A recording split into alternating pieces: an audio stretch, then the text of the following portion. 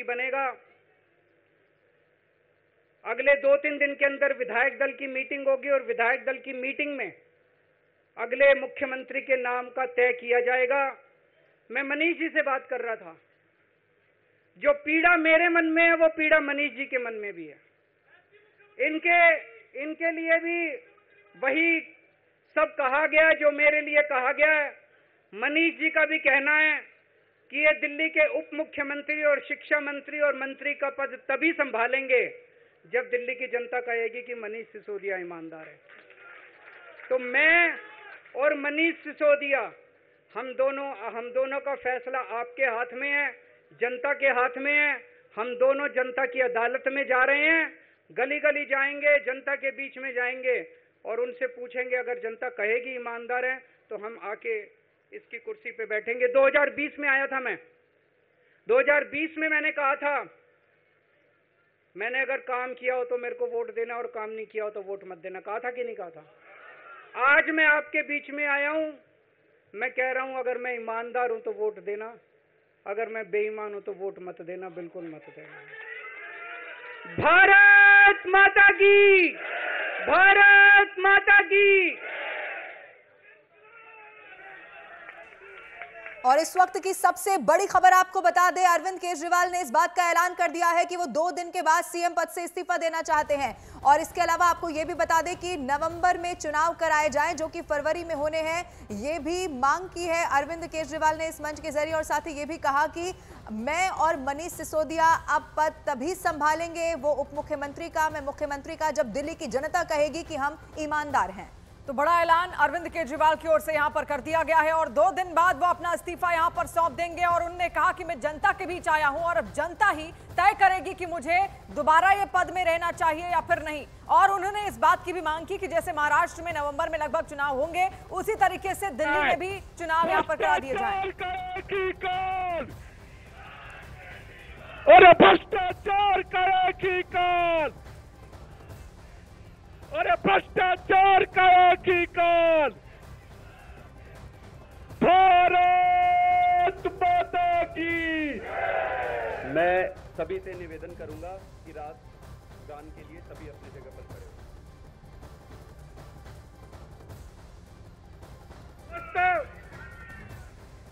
2 दिन के बाद, आज से 2 दिन के बाद मैं सीएम की कुर्सी से इस्तीफा देने जा रहा हूं।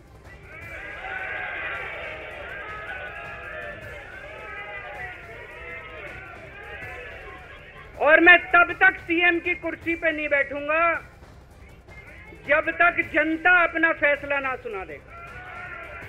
मैं जनता के बीच में जाऊंगा, गली गली में जाऊंगा, घर घर में जाऊंगा और जब तक जनता अपना फैसला ना सुना दे कि केजरीवाल ईमानदार है, तब तक मैं सीएम की कुर्सी के ऊपर नहीं बैठूंगा। तो अरविंद केजरीवाल की ओर से ये बड़ा ऐलान जो इस वक्त आप सुन रहे थे, साफ साफ उन्होंने कह दिया है कि 2 दिन बाद वो अपना इस्तीफा यहां पर दे देंगे। और इसके साथ उनकी मांग ये है कि इस्तीफे के साथ साथ नवंबर में ही चुनाव होने चाहिए दिल्ली में। आपको बता दें फरवरी महीने में अगले साल 2025 में चुनाव होने हैं विधानसभा के दिल्ली में, लेकिन अरविंद केजरीवाल की मांग ये है कि ये जो चुनाव है नवंबर महीने में ही होने चाहिए। दोस्तों, 2 दिन के बाद, आज से 2 दिन के बाद मैं सीएम की कुर्सी से इस्तीफा देने जा रहा हूं।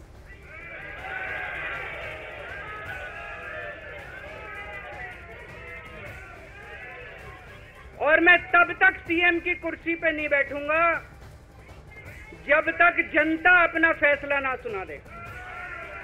मैं जनता के बीच में जाऊंगा, गली गली में जाऊंगा, घर घर में जाऊंगा और जब तक जनता अपना फैसला ना सुना दे कि केजरीवाल ईमानदार है, तब तक मैं सीएम की कुर्सी के ऊपर नहीं बैठूंगा। फरवरी में चुनाव है। आज इस मंच से मैं मांग करता हूं कि ये चुनाव नवंबर में कराए जाएं, महाराष्ट्र के साथ कराए जाएं, तुरंत कराए जाएं चुनाव। और जब तक आपका फैसला नहीं आएगा तब तक मैं जिम्मेदारी नहीं संभालूंगा। और मैं जब तक चुनाव नहीं होते, मैंने जैसे बताया 2 दिन के बाद मैं अपना इस्तीफा दूंगा। जब तक चुनाव नहीं होते तब तक मेरी जगह आम आदमी पार्टी से कोई और मुख्यमंत्री बनेगा। अगले 2-3 दिन के अंदर विधायक दल की मीटिंग होगी और विधायक दल की मीटिंग में अगले मुख्यमंत्री के नाम का तय किया जाएगा। दोस्तों, 2 दिन के बाद, आज से 2 दिन के बाद मैं सीएम की कुर्सी से इस्तीफा देने जा रहा हूं।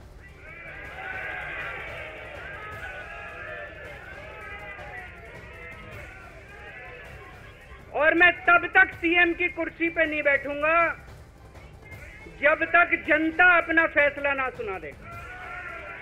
मैं जनता के बीच में जाऊंगा, गली गली में जाऊंगा, घर घर में जाऊंगा, और जब तक जनता अपना फैसला ना सुना दे कि केजरीवाल ईमानदार है, तब तक मैं सीएम की कुर्सी के ऊपर नहीं बैठ। दोस्तों, 2 दिन के बाद, आज से 2 दिन के बाद मैं सीएम की कुर्सी से इस्तीफा देने जा रहा हूं।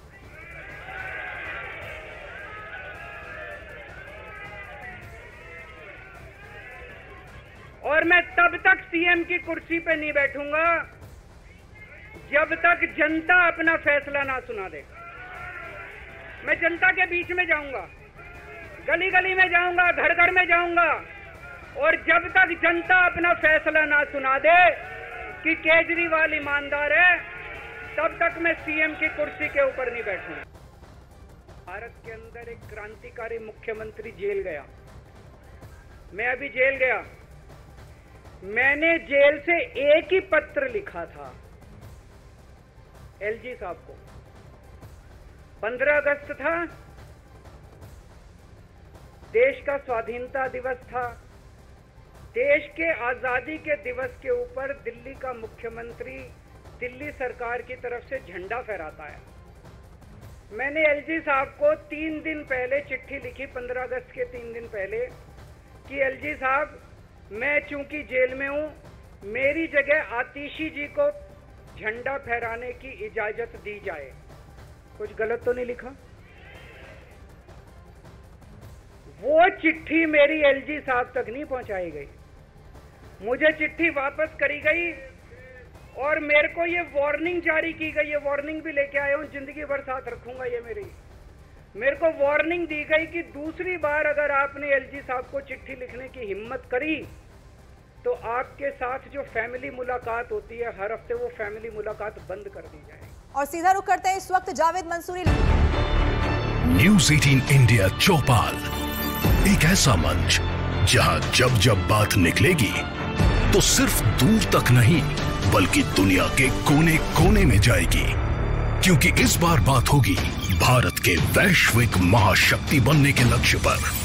सरकार, समाज, सेलिब्रिटी और स्पोर्ट्स स्टार्स के साथ न्यूज़ 18 इंडिया चौपाल देखिए सिर्फ न्यूज़ 18 इंडिया पर।